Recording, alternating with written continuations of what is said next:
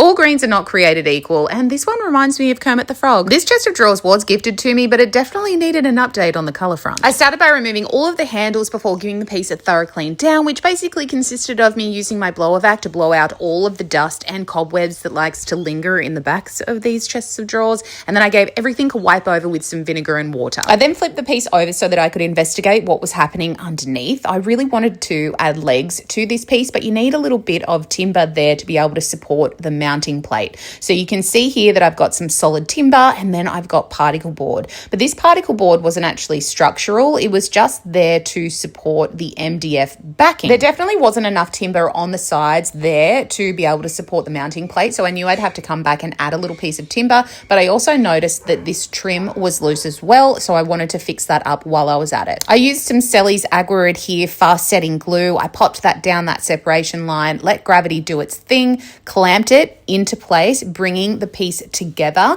and then I used some bullet nails and my hammer to secure it into place. Next, I found a scrap piece of timber that I would be able to cut to size for that mounting plate. So I'm measuring up here, I'm onto that scrap piece of timber, marking out that measurement, and then I used my drop saw to cut. I glued and clamped that piece of timber to the body of the piece, but glue alone is not going to be strong enough to hold the weight of this chest of drawers and support the leg. So I'm going to add some timber screws as well. And if you are wanting to do this and your piece was a little bit heavier, you could absolutely add some dowels in there to give it some added strength. In this case though, I was happy to just roll with glue and those timber screws. I drilled 3 pilot holes first and then used some square head timber specific screws to secure the piece of timber to the body of the piece.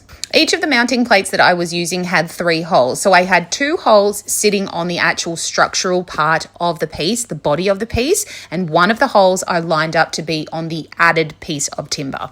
After I had my marks, I used a small drill bit to mark out some pilot holes, and I marked out where the center hole would be as well. When it comes to drilling the center hole for these leg screws, you need to make sure that you're using a drill bit that is bigger than the screw on the leg. And that's because it's the mounting plate that is going to secure that leg to the piece of timber. It's not the other way around. So you want the screw that is on the leg to be able to move freely up into the body of the piece. Once all my mounting plates were in place, I gave everywhere that I was going to be repainting a thorough scuff sand. I'm using 240 grit sandpaper here, and for those that are unfamiliar, scuff sanding is essentially creating a key so that your primer will adhere to the surface effectively. What you are aiming for with a scuff sand is for the surface to look matte and have no gloss. So you can see that shine over on the right hand side, and on the left hand side where I have scuff sanded, it's completely matte. That is what you are going for. Next, it was time to fill some minor imperfections that were on the top and sides of the piece, and there were a couple on the drawer fronts as well,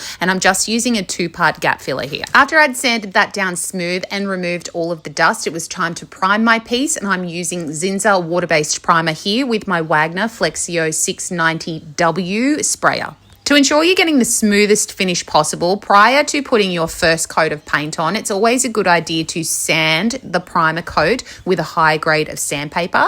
Normally, I like to use something upwards of 400 grit. In this case, I used an 800 grit sanding pad, removed all of the dust, and then put my first coat of paint on. The only paint that I like to use on my flips these days after a lot of trial and error is a water-based enamel paint. This is an incredibly hard-wearing paint that does not require a top coat, and there are a lot of brands that carry a water-based enamel. This one in particular is by DULUX, and it is their AQUA-ENAMEL range. I did a total of 2 coats of the AQUA-ENAMEL, sanding in between with that 800 grit sanding pad. Once my paintwork was completely dry, I brought the piece inside so that I could install these pre-stained legs that I bought from TEMU. These legs come in a pack of 4, and they come with everything that you need to install, including the mounting plates. My final step on this flip was to install some new hardware, and I chose an antiqued brass pull for this set. Okay guys, so here's a quick reminder of where we started on this one, and this is where we are now. I absolutely love what those little legs have done for the overall vibe